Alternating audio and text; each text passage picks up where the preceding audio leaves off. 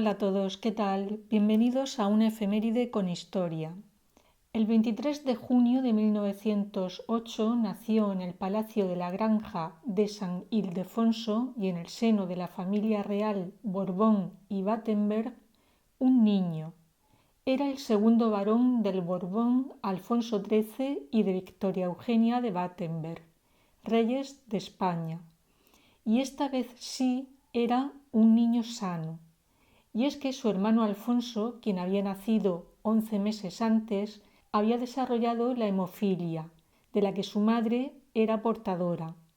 La buena salud de Jaime, que así lo llamaron, duró poco tiempo, porque siendo bien pequeño y como consecuencia de una enfermedad infantil, quedó afectado de una sordera completa, sordera que llevó aparejada una mudez. No hace falta decir que su familia hizo lo imposible para encontrar un remedio a su sordera. Así, en febrero de 1934, viajó a Roma invitado por la reina Helena para recibir el tratamiento de un especialista en sordera, el doctor Trafelli, pero nada pudo hacer por él. Se intentó solucionar el problema con un tratamiento que consistía en descargas eléctricas, igualmente sin ningún resultado. A pesar de su problema, Jimmy, que así lo llamaba cariñosamente la familia, consiguió entender el francés, inglés, alemán y español leyendo en los labios, y lo consiguió gracias a Sor María y a Sor Avelina. Dichas monjas, que ya tenían experiencia con niñas sordas y ciegas de Madrid, impusieron como condición para hacerse cargo de la educación de Jaime que éste no se acercara a ninguna persona que se comunicara con él por medio de señas. Sor María y Sor Avelina, quienes ejercieron su función desde 1912 hasta 1931, consiguieron hacer de Jaime una persona, y según sus propias palabras, que no se tenía que volver de pronto cuando estaba rodeado de gente, que no desconfiaba de las personas que estaban a su alrededor y que no tenía un temperamento huraño. Pero Jaime también tenía otras virtudes. Así lo reconocía su propia hermana Cristina, quien decía de él que era el más bondadoso de todos sus hermanos. Era afable y siempre fue muy apreciado por sus tutores y por todo aquel que tenía contacto con él. Adoraba a su madre, así como a Alfonso, su hermano mayor. Le encantaba el deporte, especialmente la gimnasia, así como caminar por el campo, y se pasaba horas y horas en los museos. Si algún defecto tenía, era el ser una persona muy influenciable, y esto, unido al carácter autoritario de su padre, le llevará a firmar su renuncia al trono de España. Una renuncia que se produjo unos días después de que su hermano Alfonso, el primogénito de la familia, quedara apartado de la línea de sucesión por haber contraído un matrimonio morganático, es decir, por haber contraído matrimonio con una persona de rango social inferior. Y es que Alfonso se enamoró de Delmira San Pedro. Se conocieron en la localidad suiza de Lausana, a donde ésta había acudido con su madre y su hermana para recuperarse de una leve patología respiratoria. Y fue entonces cuando conoció en el sanatorio de Lessing al por entonces príncipe de Asturias. Durante unos meses Edelmira atendió como enfermera a Alfonso, quien pronto le declaró su amor y le propuso matrimonio. Matrimonio que contó con la oposición de la familia real española y en especial de Alfonso XIII.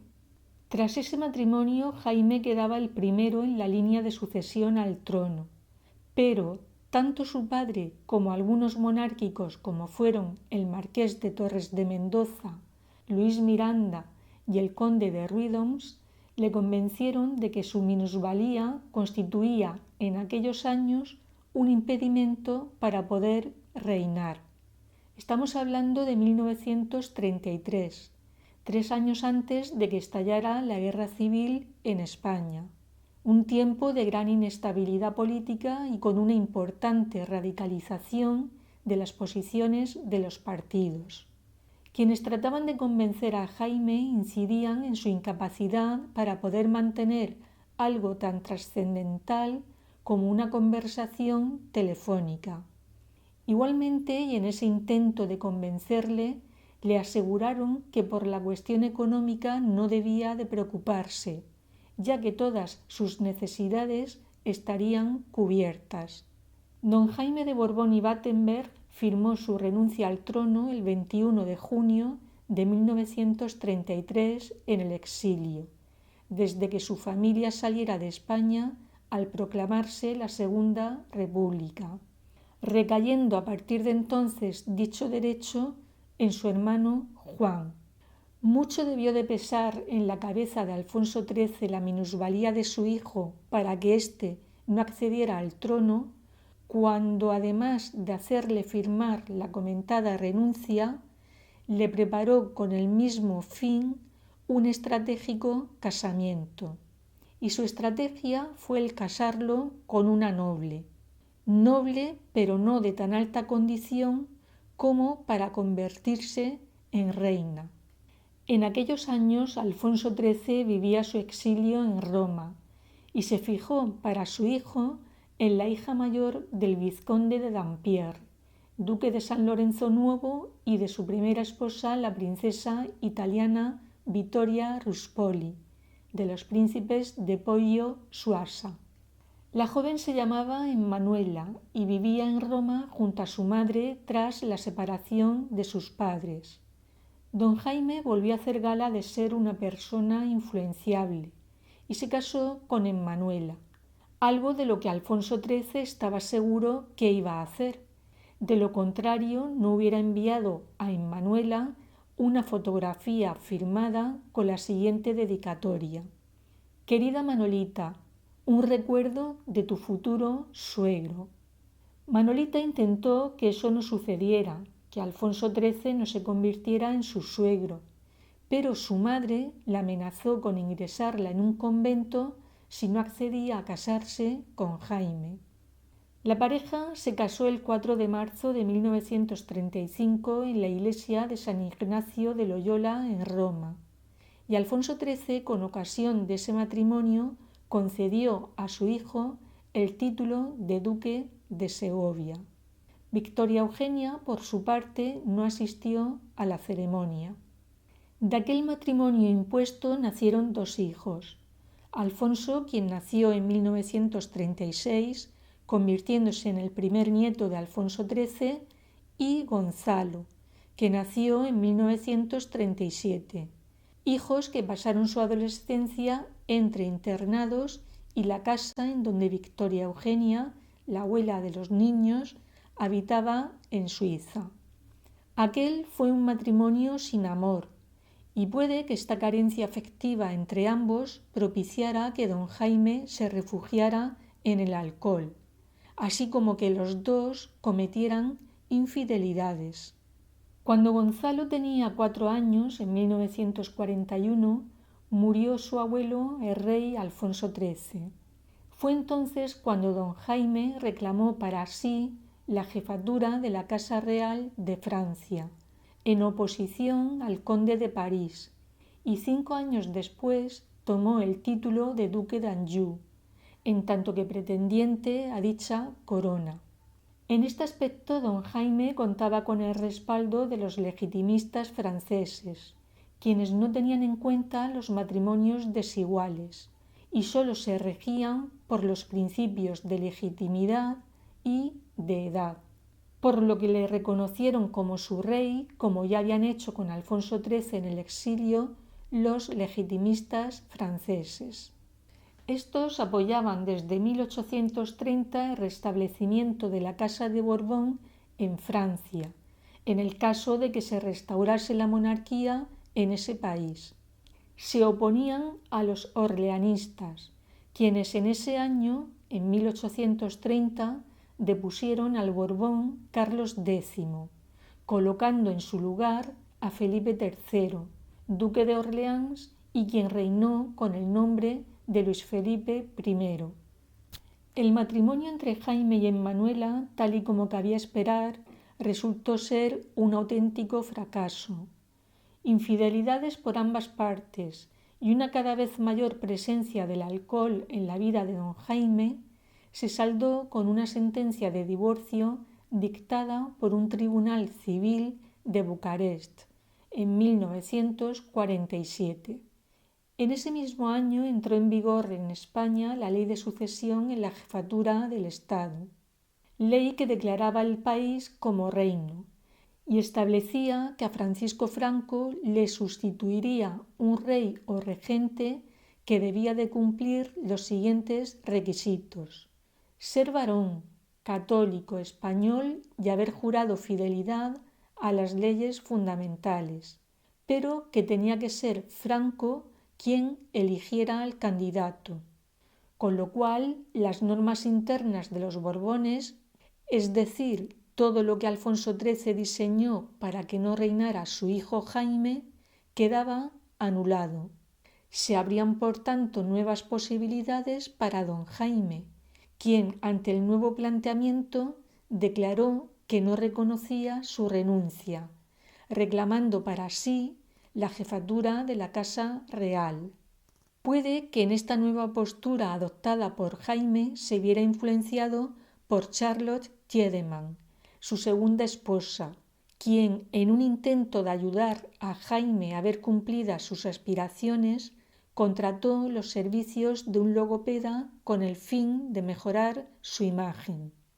Charlotte era alta, rubia, de ojos azules y un aire de estrella de Hollywood, aunque su paso por el cine se redujo a una discreta presencia en la película Titanic, tan discreta que no tuvo ningún diálogo.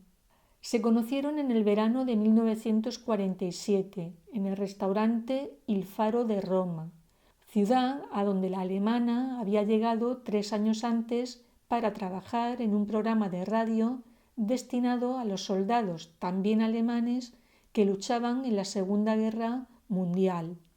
Como cantante se le relacionó con el nazismo, ya que trabajó con Heinz Henschke, un libretista de operetas y funcionario en el Ministerio de Propaganda en la Alemania nazi. Es más, su segundo esposo, Fritz Hippler, quien fue jefe del departamento de cine, estuvo muy próximo a Joseph Goebbels, ministro de propaganda de Hitler, y con él iba Charlotte invitada a la casa del dictador. Sus antecedentes, por tanto, no la convertían en la mujer ideal para Jaime, cuya familia aspiraba a recuperar el trono. Pero ya no se trataba solo de eso. Como contaría años después Mercedes Lícer, nuera de Jaime por su matrimonio con su hijo Gonzalo, Charlotte era divorciada y además no la consideraban una buena influencia para él. Y es que su carácter de mujer independiente chocaba con la tradicional mujer de la España de los años 50. De aventurera la calificaron en los informes que enviaban al gobierno español los cónsules de los países en los que vivió la pareja. Hasta tal punto no fue bienvenida a la familia que Victoria Eugenia no aceptó conocerla, siendo apartada igualmente de actos familiares como fue la boda de Alfonso, el hijo mayor de don Jaime, cuando se casó con Carmen Martínez Bordiú, nieta de Franco, en 1972. Matrimonio que reavivó la esperanza de que su hijo Alfonso heredara el trono de España, pese a que en 1969 Franco ya había nombrado sucesor a don Juan Carlos y Jaime reconociera los derechos de éste. Los problemas económicos tuvieron mucho que ver en el fracaso del segundo matrimonio de Jaime, quien llegó a decir que nadie de su familia, ni su hermano Juan, cumplieron la promesa de asegurarle la vida en lo material. Sin embargo, sí se le indemnizó por renunciar a sus derechos dinásticos, además de conseguir ingresos por la venta de unas propiedades familiares, pero realmente su tren de vida era muy alto, por lo que sus hijos pidieron a un juez la inhabilitación de su padre, bajo el argumento de que por su discapacidad era manipulable. Le acusaron de haber dilapidado una gran cantidad de dinero, pero la justicia consideró que don Jaime sabía en todo momento lo que se hacía. Y si los problemas económicos jugaron un gran papel en su segundo matrimonio, no menos importante fue el alcohol. En una biografía sobre Jaime, escrita por José Zabala, Cristina de Borbón, la hermana de Jaime, afirma que Charlotte lo mató de un botellazo en la cabeza. Y aunque la versión oficial hablaba de una bronconeumonía, lo cierto es que se le operó de 2 coágulos en la cabeza. En cualquier caso, no se le practicó la autopsia. En el momento de su fallecimiento, el 20 de marzo de 1975 en Suiza, se encontraban con él sus hijos Alfonso, duque de Cádiz, y Gonzalo, duque de Aquitania, quienes estaban acompañados por Carmen Martínez Bordiú, así como por la infanta Cristina. En el Hotel Royal de Lausana se instaló la familia real hasta el momento del entierro, mismo hotel en el que también se instalaron 6 años antes con motivo de la muerte de la reina Victoria Eugenia. En el último adiós a Jaime de Borbón y Battenberg, la familia política de Charlotte tampoco la quiso ver, y lo consiguieron con la ayuda de Gonzalo, quien se quedó con ella en su casa entreteniéndola para impedir que fuera al funeral de su padre y evitar de esa manera un escándalo. Jaime fue enterrado en el cementerio del Bosque de Vaud. 4 años después de su muerte, el que había sido secretario de Jaime y de Charlotte avisó a don Juan Carlos I de la situación de desamparo en que había quedado Charlotte, y el rey en contestación le ofreció una pensión como viuda de general, ya que don Jaime había sido jefe de regimiento en el reinado de Alfonso XIII.